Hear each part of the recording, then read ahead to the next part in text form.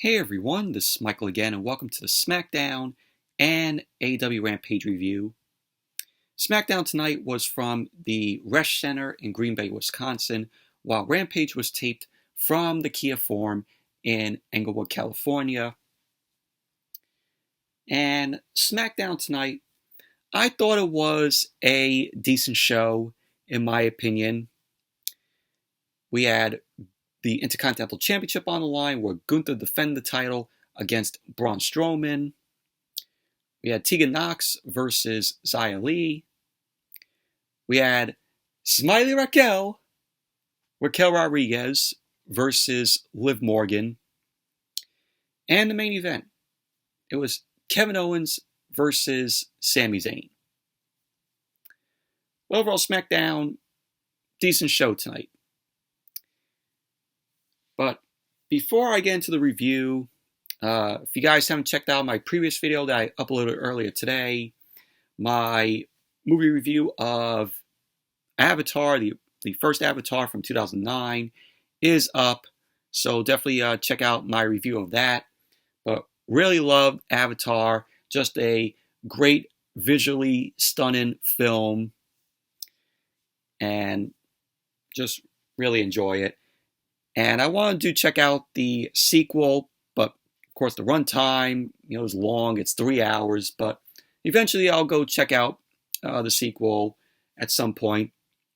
I would like to see it in the theater because I know the visuals will look great on the big screen.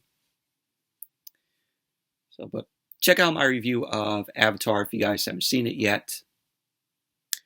And another thing I want to touch up on is this news.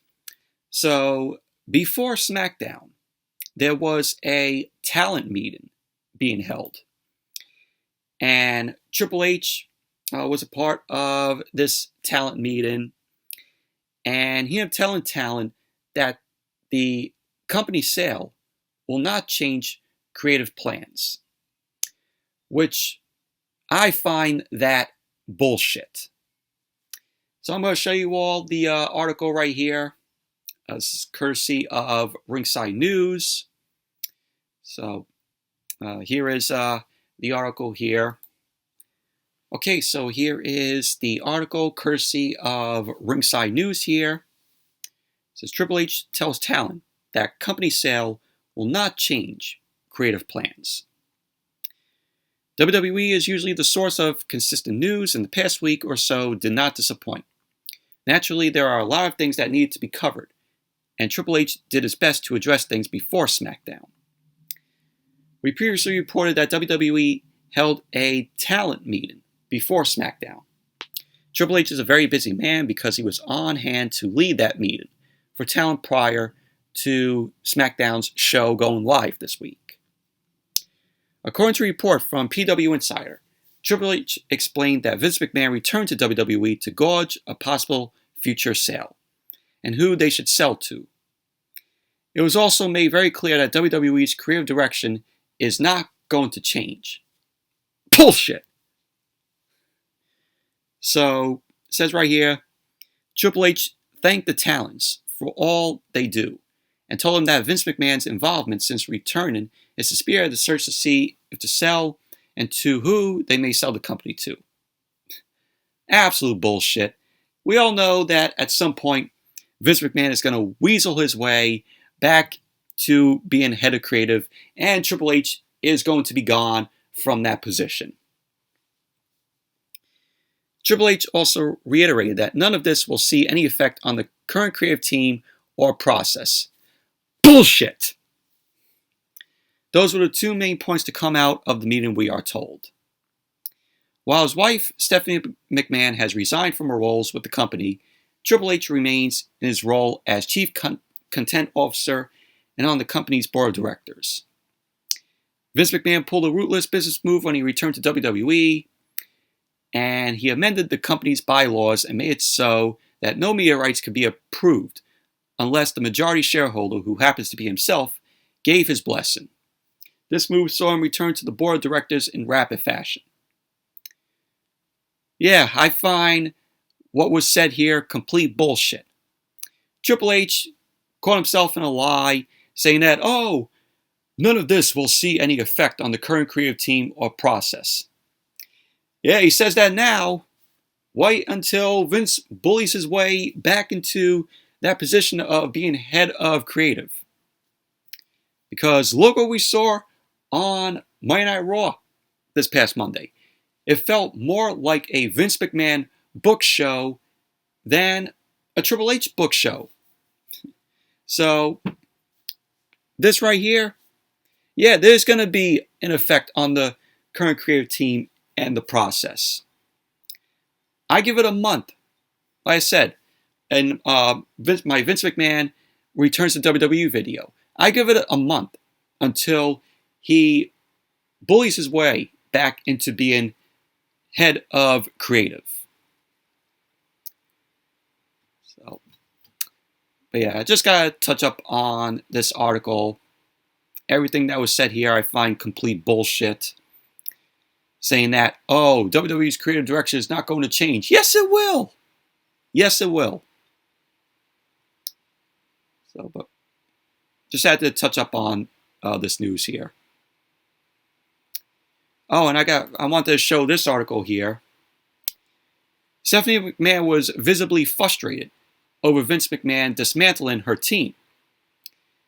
So it says right here, Vince McMahon's name has been in the headlines recently. It started once again when he attempted to strong-arm his way back into power via a press release.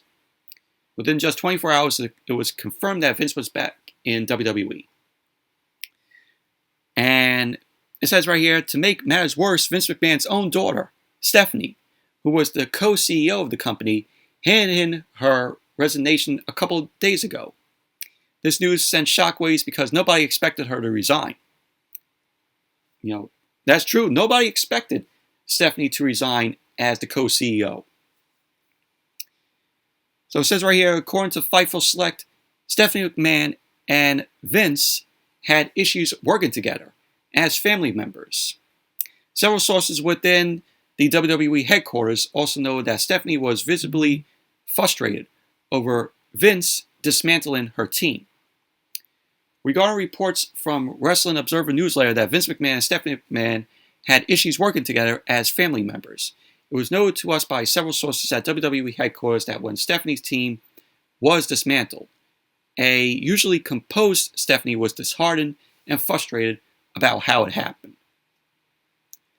Well, now you all know why she resigned from the company there. Vince ended up driving her out of the company. Very sickening. Vince ended up driving his own daughter out of the company there.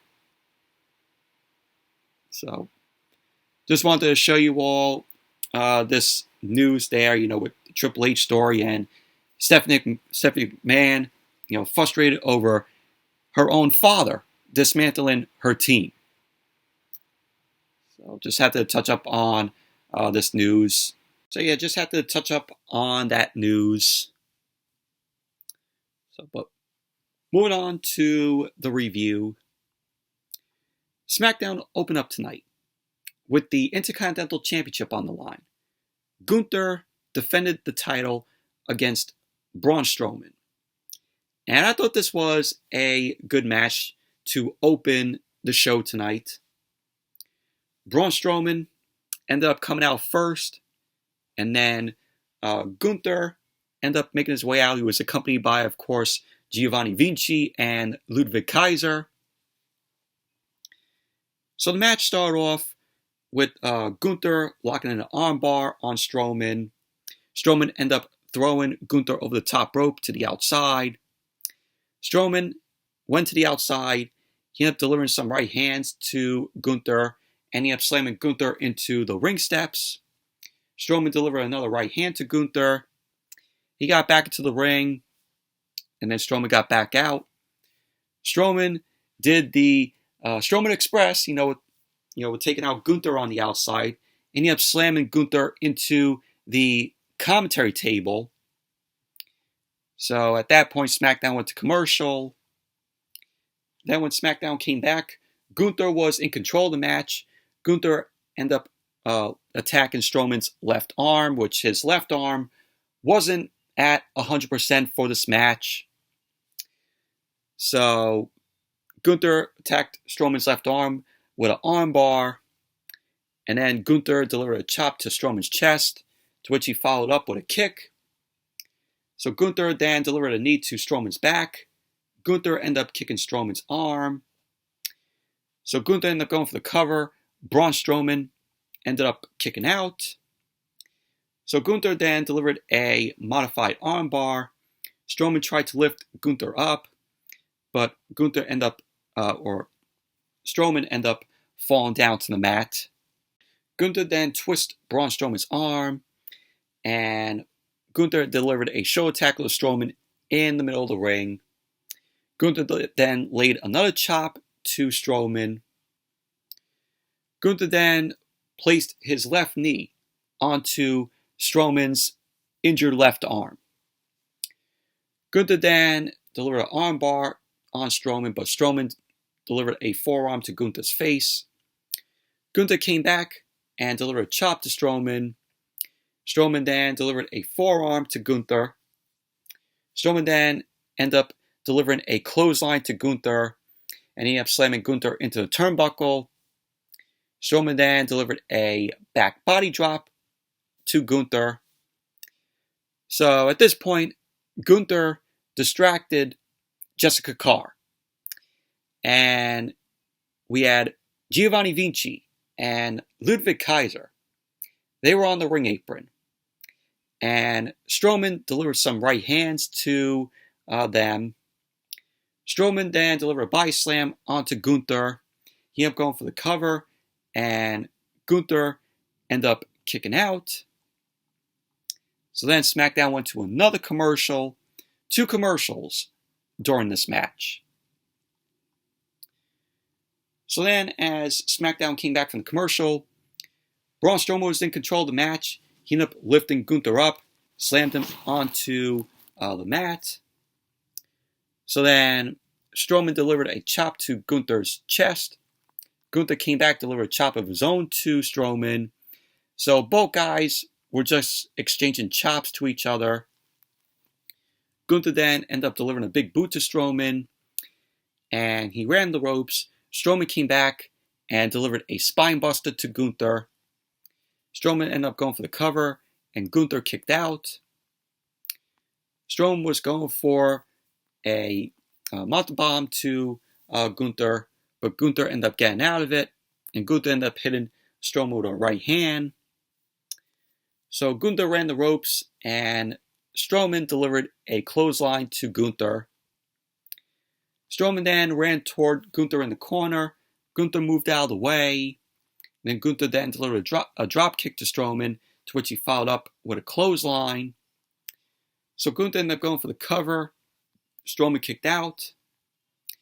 We had Gunther climbing up to the top rope, and he delivered a splash onto Strowman from the top rope. He ended up going for the cover. Strowman kicked out of that. So we had Gunther end up climbing up to the top rope again, and Strowman ended up getting up. Strowman then delivered a right hand to Gunther. Strowman made his way onto the second rope, and he was going for a suplex to Gunther, but Gunther ended up attacking Strowman's left arm, his injured left arm. So Gunther was on the ring apron. He slammed Strowman's left arm onto the ring post.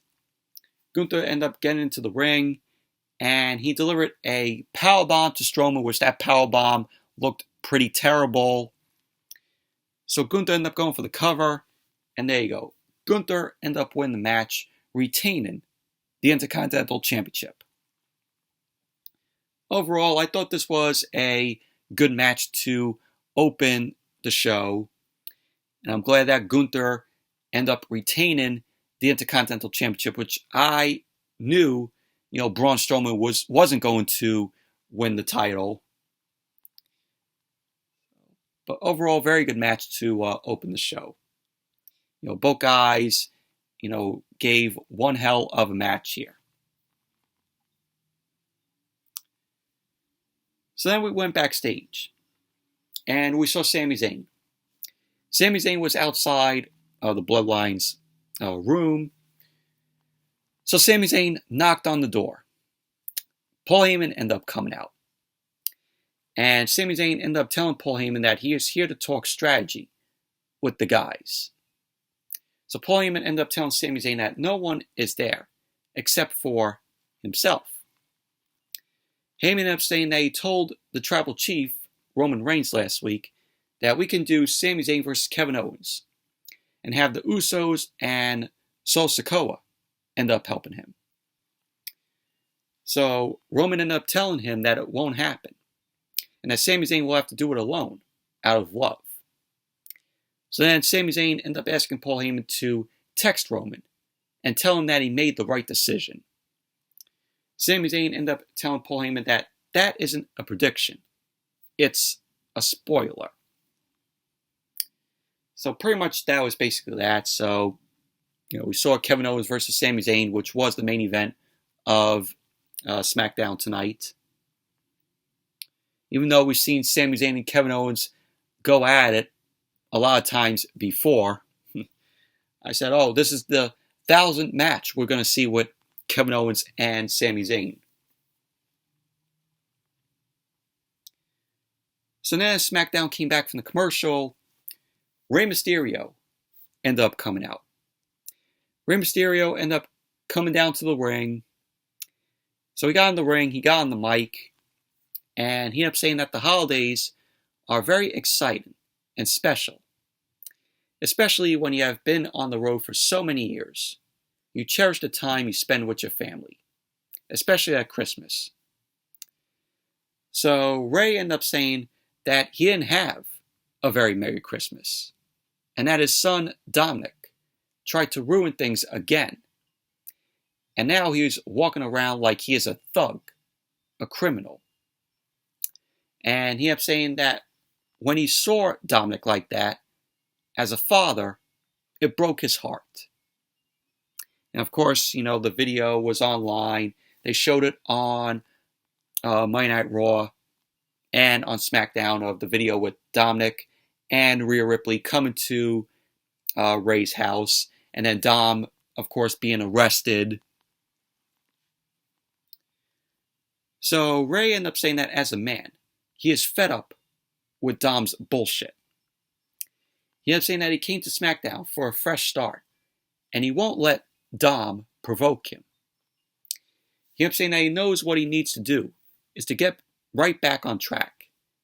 So Rey ended up saying that he is entering the Royal Rumble, and he's going to win it. So Karrion Kross ended up coming out. Karrion Kross was accompanied by his wife Scarlett. So Kross got into the ring, and he got on the mic. Kross ended up telling Rey that he was listening to him talking about goals. And someone like Rey needs goals. He ended up saying that the Royal Rumble is coming up. And 17 years ago, Rey won the Rumble. Of course, he won the 2006 Royal Rumble, which, when you think of that win by Rey, you could tell that that was originally going to be, Eddie Guerrero's win if Eddie Guerrero was still alive. I sensed that that would have been Eddie's win. But unfortunately, since Eddie passed away in November of 2005, that win was given to Rey. So it was a memorable win for Rey Mysterio there at the 2006 Royal Rumble. So Karrion Kross ended up saying that he is sure that was a special moment for him. But it was also a special moment for his son, Dom.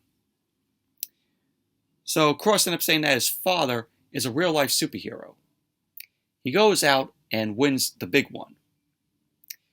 So he ended up saying that Rey was never around for Dom when he was a kid to know if it was special for him. So he ended up saying, at the end of the day, who does he hate more? His son Dom for growing up and not being like him, or for growing up and being just like him. He was saying this to Ray. So Ray then delivered some right hands to Cross, but Cross ended up grabbing Ray. Ray ended up tripping Cross up onto the ropes, and he was going for the 619, and Scarlett ended up tripping Ray. And so that led to Cross locking in the cross jacket on Ray, and pretty much that was basically that. So basically it was Karrion Kross just shin on Ray, saying, oh, well, your son, you weren't there for your son Dom because you were always out on the road.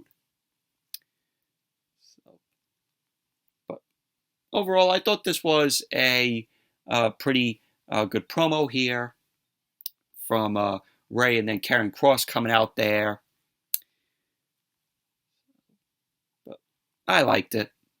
So then we went backstage, and we saw Emma, Maxine Dupree, and Liv Morgan.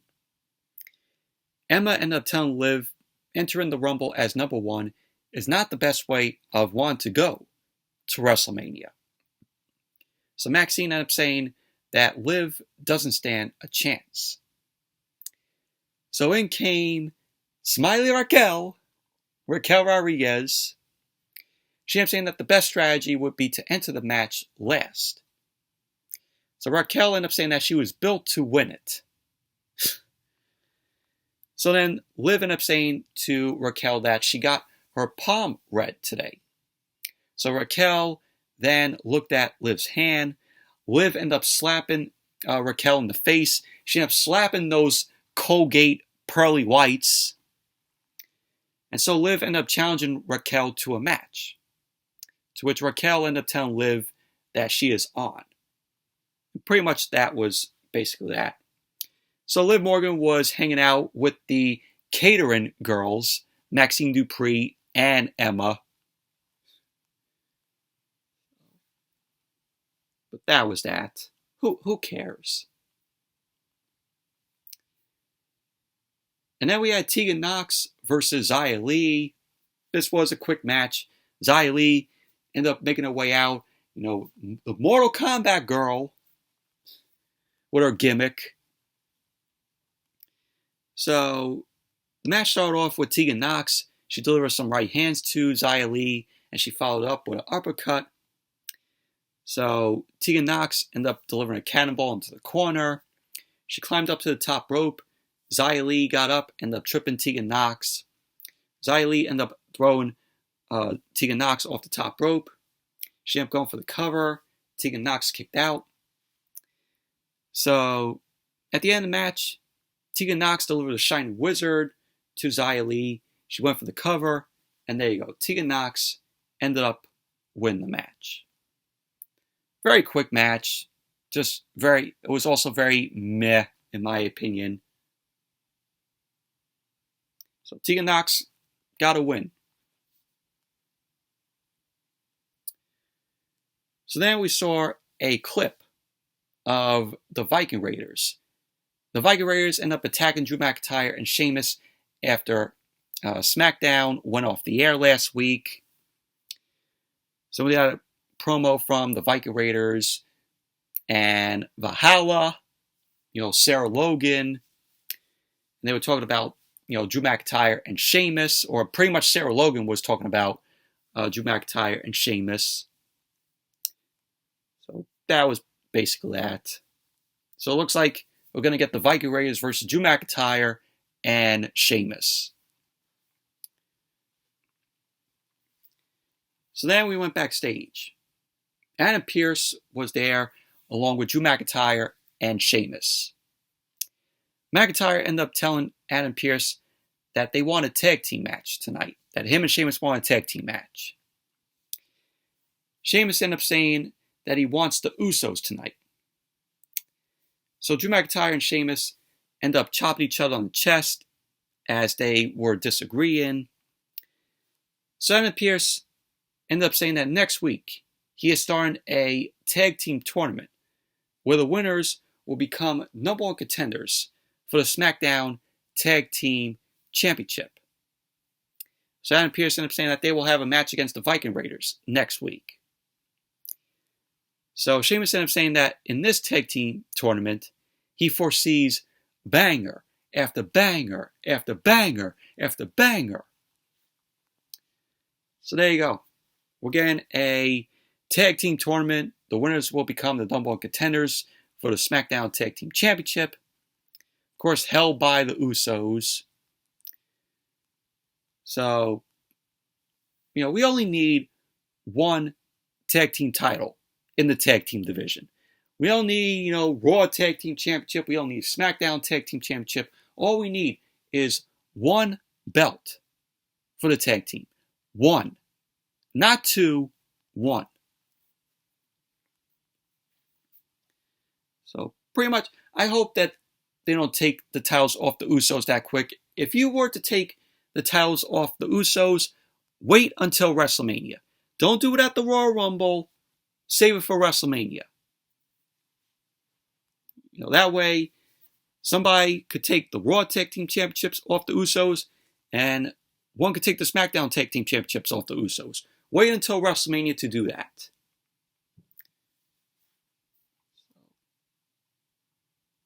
But that's how the way I would book it. And then as SmackDown came back from the commercial, Bray Wyatt ended up coming out. The lights went out in the arena. Out came Bray Wyatt. So Bray Wyatt got into the ring. He had one chair in the middle of the ring. He sat in the chair. And the lights were completely dark in the arena. The spotlight was on Bray Wyatt. So Bray ended up telling Green Bay that they are here. Bray ended up laughing. He ended up saying that it's wild how sometimes we forget who we are. He ended up saying we forget what it is that made us in the first place. He ended up laughing. He ended up saying all it takes is a little push to send you in the right direction. And then you understand. He ended up saying that, and just like that, it came back to him. Bray ended up saying that he remembered all the things he lost. He is the color red in the world of black and white. He ended up saying that he is the eater of worlds. So Bray ended up saying that he is Uncle Howdy. He is him. He is Bray Wyatt. He ended up saying that he knows who he is, but he asks, who are you? He ended up saying that the Royal Rumble, it will be his true rebirth, a baptism in the dark. So Bray ended up saying, as for LA Knight, to know that's when the lights go out, and that he should run. So pretty much that was basically Bray Wyatt's promo. This is going nowhere with Bray Wyatt. Since October, he comes back, and it's going in all this clusterfuck of directions. You have Uncle Howdy coming out there. No reveal yet of Uncle Howdy. And then you have Bray Wyatt here tonight say, oh, I am Uncle Howdy. I'm like, what the fuck? Where's this storyline going with Bray Wyatt?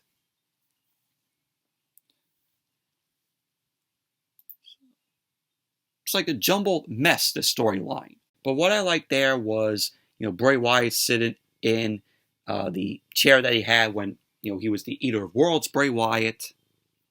So that was cool to see Bray Wyatt sitting in that chair again. But overall, this storyline is just a clusterfuck in my opinion. So then, we saw Caleb Braxton. Caleb Braxton was backstage with Kevin Owens, and then in came Sami Zayn. Sami Zayn ended up asking Kevin Owens if he is happy about all this, and what is making him do tonight. He ended up saying that he couldn't leave it alone, and leave him on SmackDown with the Bloodline. Kevin Owens ended up saying that he was on Raw, and the Bloodline came to Raw every week to run their mouth. He ended up saying that he decided to take the Bloodline out piece by piece, and that if Sami Zayn is part of that piece, that's on him. He ended He kept saying that Roman put Sami Zayn in those situations. That way he doesn't have to come to work. So Sami Zayn ended up telling Kevin Owens that he is not being used. He kept saying that he sees Roman hugging him. He sees him getting along with the bloodline. And he is proud to take care of that business tonight. So Kevin Owens ended up telling Sami Zayn, good luck. And pretty much that was basically that. And then as SmackDown came back from the commercial, Kayla Braxton was now with Imperium, with Gunther, Giovanni Vinci, and Ludwig Kaiser. Gunther ended up saying that today is a glorious day because he has overcome his biggest challenge so far. He kept saying that he got the win against Braun Strowman. He kept saying that he has to go to the Royal Rumble and throw body after body and go to the main event of WrestleMania. So pretty much that was what Gunther had to say. And then we went to Liv Morgan versus Raquel Rodriguez, Smiley Raquel, in her Colgate or Crest pearly whites. Who knows what kind of toothpaste Raquel uses? It could be Colgate, it could be Crest. I'm leaning towards Colgate. But this match was just fucking awful. Raquel ended up shoving Liv Morgan down as the match got underway. She ended up hitting Liv with a big boot. Raquel then ended up throwing Liv over the top rope to the outside. So Liv got back into the ring. She ended up throwing Raquel into the corner. Liv delivered a splash to Raquel.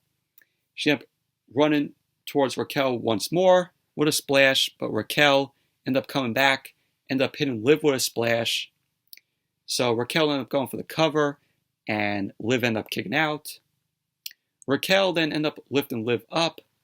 Liv ended up headbutting Raquel. Raquel ended up going for a big boot, and Liv moved out of the way.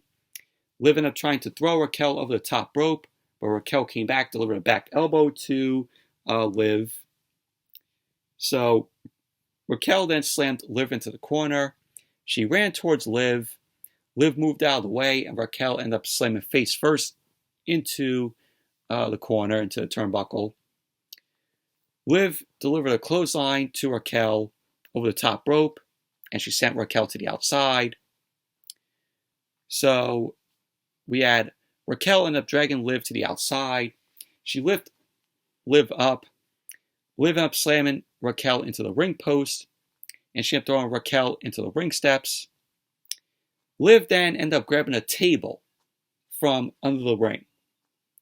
She placed it on the outside next to the commentary table, and Liv ended up placing Raquel on the table. Liv climbed up to the top rope as the ref was like, no, don't do it, don't do it. So Raquel moved out of the way, and she went back into the ring. Liv was still on the top rope. So Liv was going for a crossbody off the top rope, and Raquel ended up just swaying Liv Morgan out of the way. So Raquel then lifted Liv up, and she ended up planting Liv with the Hada Bomb, and she ended up going for the cover, and there you go.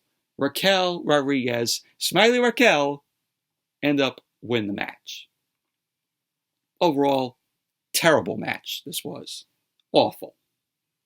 And of course, when Raquel came out, she smiled her way to the ring.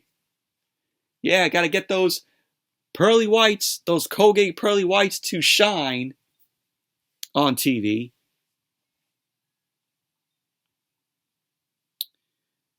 So then we went backstage. Sonya Deville was with Adam Pearce. Sonya Deville was telling Adam Pearce that she wants a rematch against Charlotte. So Adam Pearce ended up telling Sonya that he cannot give Sonya a rematch, and it's not how it works. Sonya ended up telling Adam Pearce, is that how it works, or is that how it works for Charlotte? Adam Pearce ended up saying that Charlotte called her shot against Ronda, and Sonya called her shot against Charlotte. But Charlotte won the match. So Sonya ended up telling Adam Pearce that he probably wants her to enter the Royal Rumble and win it. So Adam Pearce ended up telling Sonya Deville, yeah, enter the Royal Rumble. Sonya ended up saying that she is going to find a way to make the rematch official. So pretty much that was that. Sonya Deville wants her rematch against Charlotte. And then as SmackDown came back from the commercial, Charlotte was fighting with Sonya Deville backstage. Charlotte was wearing this bright pink getup. And I'm like, Charlotte looked like she came out of that game, The Fall Guys. If you all ever played Fall Guys. So officials end up trying to break up Sonya Deville and Charlotte. Charlotte ended up saying that she didn't start it. Sonya Deville ended up pinning Charlotte from behind as Charlotte ended up throwing Sonya over some equipment. So Charlotte ended up stopping. Sonya Deville ended up jumping onto Charlotte from behind. Officials ended up breaking it up. And that was that. Do I care? No. So then we had the Cody Rhodes, video package that we saw on Raw on Monday, detailing his injury, his Hell in a Cell match with Seth Rollins. We saw this on Monday Night Raw on Monday. So we got that again. And then we went to the main event. Kevin Owens versus Sami Zayn. Not the first time we saw these guys go at it, but every time we saw Kevin Owens and Sami Zayn going at it, you knew it was going to be a very good match. But this was a good match here. We had the match go on the way. Kevin Owens ended up extending his arm out for a handshake to Sami Zayn. Sami Zayn ended up kicking Kevin Owens' arm, and he pushed him. So we had Kevin Owens lock in a headlock on Sami Zayn. He ended up sending Sami Zayn to the ropes. Kevin Owens then delivered a shoulder tackle to Sami Zayn. Sami Zayn came back, delivered a slap to Kevin Owens' face. And Owens delivered a right hand. And Sami Zayn went to the outside. So Kevin Owens went to the outside. He ended up delivering a clothesline to Sami Zayn. Kevin Owens then delivered a forearm, which he followed up with a chop to Sami Zayn's chest. Kevin Owens then threw Sami Zayn back into the ring. Sami Zayn stomped on Kevin Owens as he got back into the ring. Kevin Owens then ended up going back to the outside. Sami Zayn delivered a flying senton over the top rope onto Kevin Owens to the outside. Sami Zayn then grabbed Kevin Owens, and Owens ended up throwing Zayn into the barricade. Sami Zayn came back to deliver some right hands. Owens then ended up throwing Zayn back into the ring, to which Sami Zayn ended up rolling back out of the ring. Kevin Owens was on the ring apron, and Sami Zayn delivered a right hand to Owens. Zayn was on the ring apron, and he suplexed Kevin Owens on the ring apron, which, of course, the ring apron is the hardest part of the ring. So then as SmackDown came back from the commercial, Sami Zayn was in control of the match. He delivered an elbow off the second rope to Kevin Owens. He ended up going for the cover, and Owens ended up kicking out. Sami Zayn ended up getting Kevin Owens in the corner. He placed him on the top rope. Sami Zayn was delivering some right hands to Kevin Owens as he climbed to the second rope. Zayn ended up going for a suplex, but Kevin Owens ended up headbutting Zayn down, to which Kevin Owens then delivered a frog splash to Sami Zayn. He ended up going for the cover, and Sami Zayn ended up kicking out. Kevin Owens delivered a right hand, but Sami Zayn ended up turning that into a Blue Thunder Bomb, and he ended up going for the cover, and Kevin Owens ended up kicking out. Sami Zayn then delivered a suplex to Kevin Owens, and Kevin Owens ended up getting back up and hit Sami Zayn with a clothesline. So then SmackDown went to commercial. And then as SmackDown came back from the commercial, Kevin Owens was in control of the match, and he delivered a senton off the top rope, but Sami Zayn ended up getting his knees up. So Sami Zayn ended up going for the cover, and Kevin Owens kicked out. Sami Zayn placed Kevin Owens on the top rope, and he ended up going for a suplex, but Kevin Owens reversed that into a brainbuster off the top rope, which was good. Kevin Owens ended up going for the cover, and Sami Zayn kicked out. So both Zayn and Owens delivered some right hands, and Sami Zayn delivered 2 exploder suplexes to Kevin Owens. So in came the Usos and Solo Sikoa. They ended up stopping on Kevin Owens in the corner, which caused the disqualification. So the Usos ended up hitting Kevin Owens with the 1D. Sami Zayn looked in disbelief, and he was pretty much disappointed because he wanted to win the match on his own with Kevin Owens, but the Usos ended up coming in and beat it down on Kevin Owens. So the Usos end up throwing Kevin Owens to the outside. Post-match, he ended up telling Sami Zayn to join them. Solo Sikoa ended up hitting Kevin Owens with the Samoan Spike, and he delivered a kick to Kevin Owens' face. Sami Zayn ended up telling them that the Tribal Chief sent him to take care of business. So the Usos ended up telling him that he did well. So Kevin Owens was on the commentary table. Solo Sikoa was on the barricade, and Sikoa ended up jumping off the barricade, ended up hitting Kevin Owens with a splash through the commentary table. So Sami Zayn ended up standing between the Usos, and they were celebrating as SmackDown went off the air. Overall, this was a good match, but you could tell that the disqualification made sense. Neither Kevin Owens or Sami Zayn could lose the match. So that's why the Usos end up coming in and causing the disqualification. But overall, decent SmackDown it was. Moving on to AEW Rampage, which Rampage was a very fun show tonight. It was a very good show. We had the TNT Championship on the line with Darby Allin defend the title against Juice Robinson. We had the Kings of the Black Throne. This was Malachi Black and Brody King versus Eddie Kingston and Ortiz. And the main event, we had one banger of a match between Willow Nightingale and Ruby Soho versus Ty Melo and Anna Jay. It was a women's street fight. And we also had an appearance by Paul Walter Hauser in a segment, which pretty much was a waste of time segment. But overall, Rampage was a very good show tonight. So Rampage opened up with the TNT Championship on the line. Darby Allin defended the title against Juice Robinson. And this was a very good match to open the show. Match ended up starting. Both Darby and Juice Robinson ended up locking up. Robinson ended up getting the upper hand. He was looking to go for a senton on Darby. Darby ended up getting his knees up, and he delivered a pair of arm drags to Juice.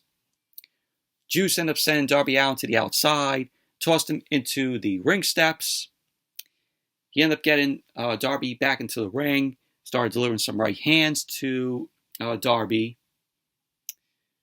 So, as Rampage came back from the commercial, Juice Robinson was in control of the match. He ended up delivering some right hands to Darby and then a chop.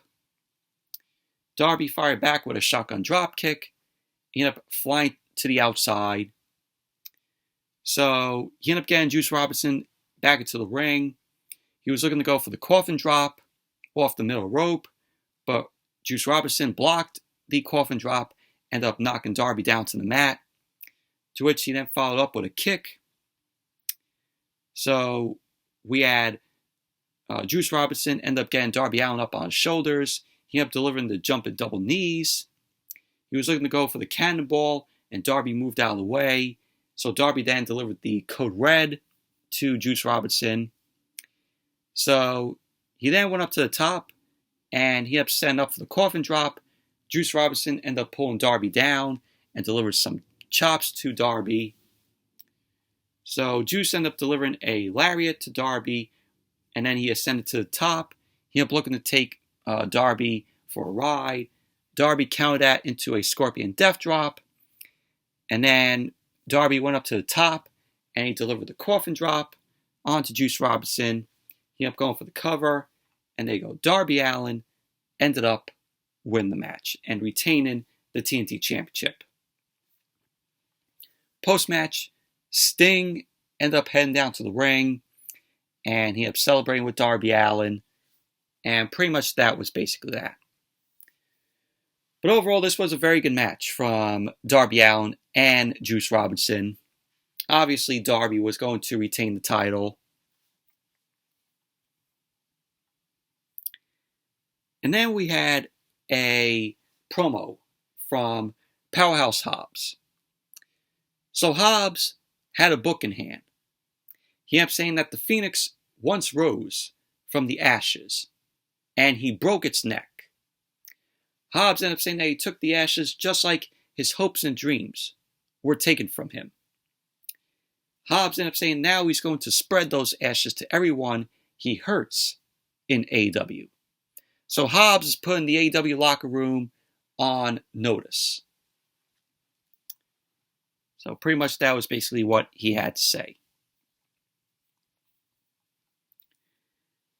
And then we have Renee Paquette. Renee Paquette ended up introducing the Acclaimed, Max Caster and Anthony Bowens. And they ended up coming out, of course, accompanied by Billy Gunn. So Max Caster, of course, did his rap, to which he botched a point there in the rap. So Anthony Bowens ended up saying that the Acclaimed loves LA. He then says they are in the mecca of professional wrestling.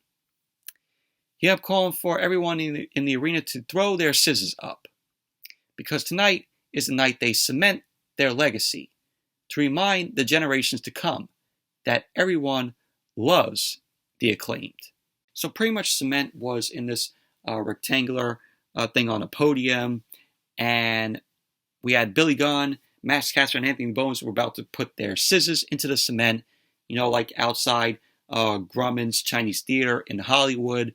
People, famous celebrities put their footprints and their fingerprints, there. So this is what the Acclaimed were going to do, along with Billy Gunn. But they were cut off by Austin and Colton Gunn. Colton ended up saying that the Acclaimed have already had their time. Austin Gunn ended up saying that him and Colton are the real stars, and that the only reason why the Acclaimed are popular is because they stole their title match from them. And of course, they end up saying, the reason why the Acclaimed are popular is because they stole their dad, Billy Gunn. So Billy ended up saying that Austin and Colton are right. He ended up telling both Austin and Colton to put their hands in the cement. So Austin and Colton had their backs turned. They were about ready to put their hands in the cement. And then Bowens and Caster pulled Austin and Colton's pants down. And they were in there, both of them were in their underwear. And Billy Gunn ended up pushing both his sons backwards into the cement. So full butts of Austin and Colton went into the cement. So pretty much that was basically that. But this was pretty cool, with the Acclaimed coming out there. The Acclaimed are so over. And, it was funny, of Bowens and Caster pulling, Austin Colton's pants down, and Billy Gunn pushed his own sons backwards into the cement. Thought that was funny.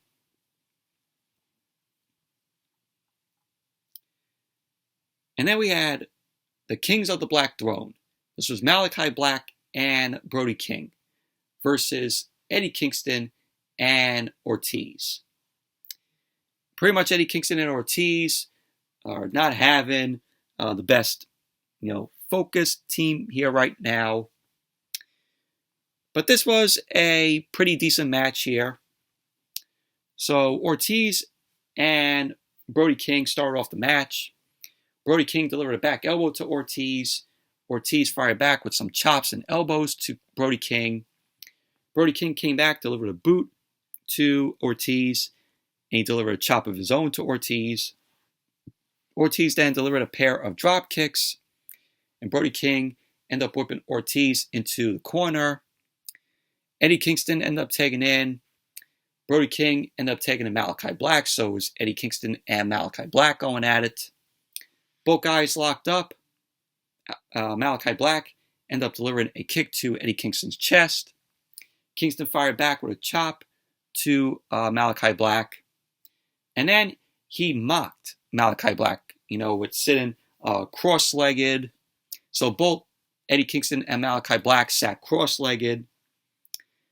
So, and then as Rampage came back from the commercial, Brody King was in control of the match. He delivered a cannonball to Eddie Kingston in the corner. He ended up going for the cover, and Ortiz broke up the pin. So Brody King ended up pinning a lariat. Kingston fired back with an enziguri and a half-and-half suplex. Ortiz ended up asking to be tagged in, and Kingston opted not to tag Ortiz in. Ortiz got into the ring, delivered a DDT to Brody King, and then Kingston ended up following up with an exploder. So Kingston ended up going for the cover, and Malachi Black broke up the pin. Black delivered a rising knee strike to Eddie Kingston, but Kingston fired back with a suplex and a clothesline to Malachi Black. So then Buddy Matthews ran to the ring. He had a chair in hand. Julia Hart was also out there. Kingston grabbed the chair from Buddy Matthews, and Julia Hart screamed loudly. Her scream echoed through the arena, and she ended up dropping down to the mat. Ortiz then assumed that Eddie Kingston hit Julia Hart with the chair, which allowed Malachi Black to take advantage of the match, and Malachi Black delivered a heel kick to Eddie Kingston. So Black ended up going for the cover, and there you go. The Kings of the Black Throne ended up winning the match. Both Malachi Black and Brody King. So in post-match, Ortiz and Eddie Kingston, they were pretty much arguing with each other. So not a good look for Ortiz and Eddie Kingston as a team. But overall, this was a decent match here. So then we saw Lexi Nair. Lexi Nair was backstage with Jade Cargill and Layla Gray. Lexi Nair then ended up asking both Jade Cargill and Layla Gray what's going on with Red Velvet. To which Jade Cargill revealed that Red Velvet is out of the baddies. No surprise there to when we saw Red Velvet end up walking up the ramp. Nothing to do with Jade Cargill. So this is pretty much setting up Red Velvet versus Jade Cargill, probably for the TBS Championship. And obviously we all know that Jade Cargill is going to retain the title. The only person I see taking the title off of Jade Cargill is Chris Statlander when she returns. So I think Chris Statlander is going to end Jade Cargill's undefeated streak. And then we went to Renee Paquette. Renee Paquette was in the ring with actor Paul Walter Hauser. This is the guy who was in Cruella, who played Horace, who was, of course, the brother to Jasper, who was played by Joel Fry in Cruella, which starred Emma Stone, which I really enjoyed that film. Did a review on it, so look back at my videos for my review of Cruella. And there's going to be a sequel to it, which I am looking forward to. But really enjoyed that film. I thought Paul Walter Hauser did a good job in that role. So Renee Paquette and Paul Walter Hauser were in the ring. Renee Paquette ended up asking what the past few days have been like for him since winning his Golden Globe. To which Hauser ended up saying that he loves wrestling. He ended up saying that as much as he loves being an actor, there's nothing like wrestling.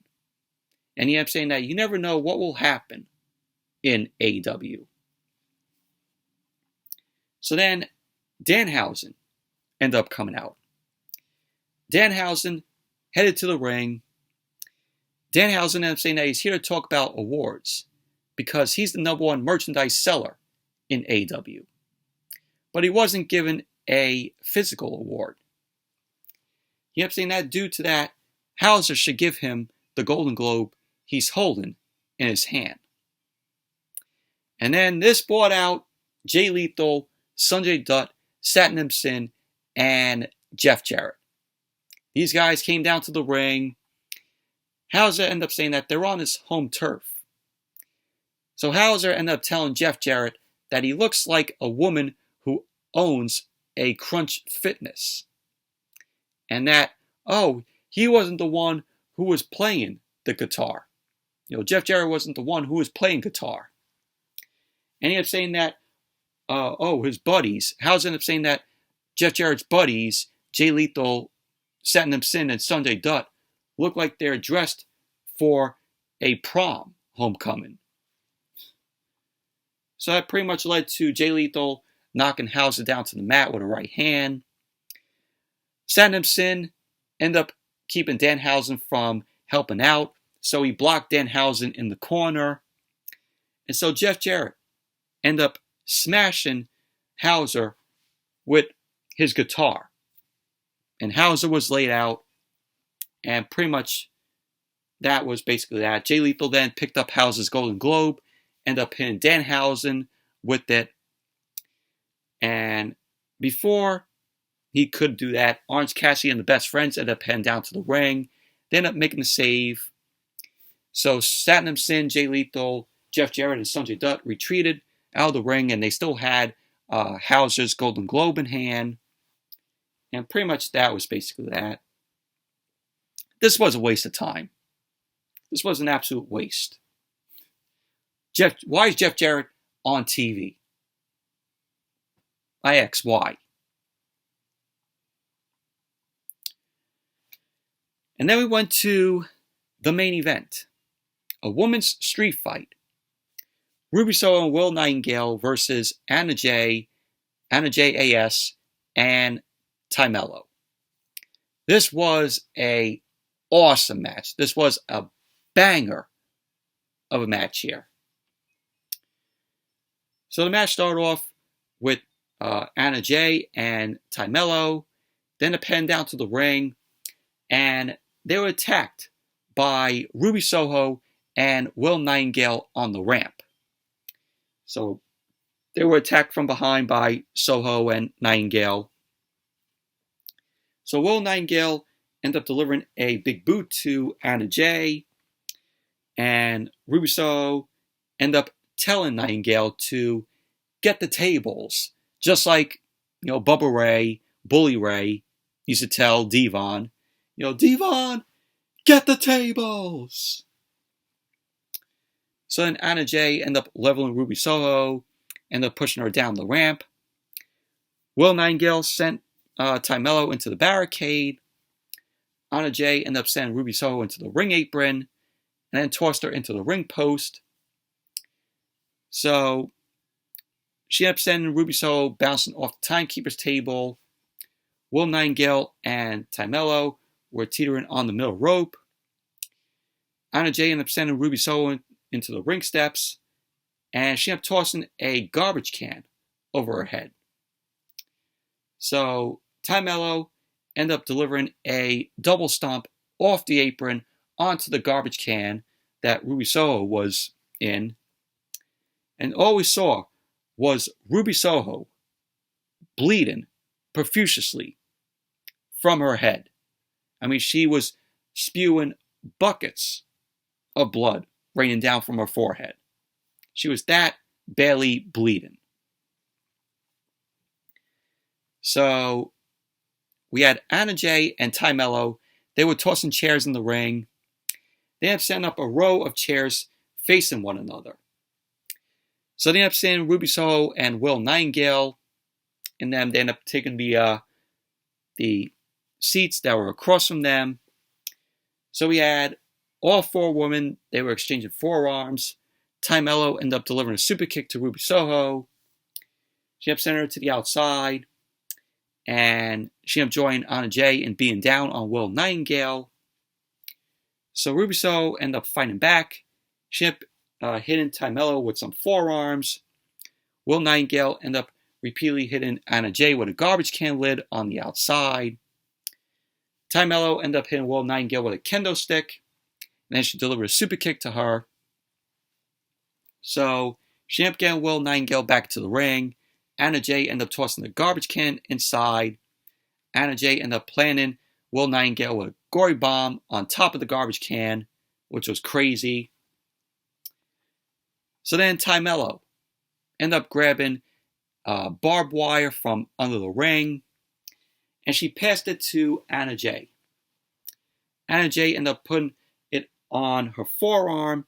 She locked in the Queen Slayer. Will Nightingale ended up backing her into the corner. Ruby Soho ended up ascending to the middle rope. She ended up raining down with a right hand with a chain wrapped around her fist. So then Melo ended up hitting Ruby Soho with a garbage can lid, which echoed loudly through the arena. Anna Jay ended up climbing up to where Melo was. Nightingale ended up pulling all three women down onto the chairs. So she ended up tossing Anna Jay across the ring, sent her up in the corner, placed a garbage can on top of her, and Melo ended up hitting her with a chair, fired off some forearms. Nightingale then delivered a spine buster, ended up hitting a senton to Anna Jay. So she ended up going for the cover. Anna Jay ended up kicking out. So Will Nightingale then delivered a Death Valley driver to Anna Jay on the apron. And then she was looking to go for the Dr. Bomb on the floor. Melo ended up hitting her with a garbage can lid. And Ruby Soho ended up taking Melo out with the no future. So she ended up dragging a table close to the apron. Anna Jay and Will Nightingale ended up fighting up the ramp. So Will Nightingale then powerbombed Anna Jay through a table off the stage, to which that was a botch because Anna Jay didn't go through the table. More Will Nightingale went through the table. So Melo ended up hitting a pile driver through the table. She ended up getting Ruby Soho in the ring. She ended up going for the cover, and Ruby Soho ended up kicking out. Melo ended up grabbing a bag of thumbtacks from under the ring. She dumped them out. Melo was looking to go to deliver a pile driver to Ruby Soho through the thumbtacks. Ruby Soho was just gushing blood from her face. She was still bleeding. But Ruby Soho ended up blocking the pile driver. So Ruby Soho tossed a handful of thumbtacks and threw it into Melo's face. And then she went for the Destination Unknown on Melo. She hit the Destination Unknown through the tacks on Melo. And Ruby Soho ended up going for the cover.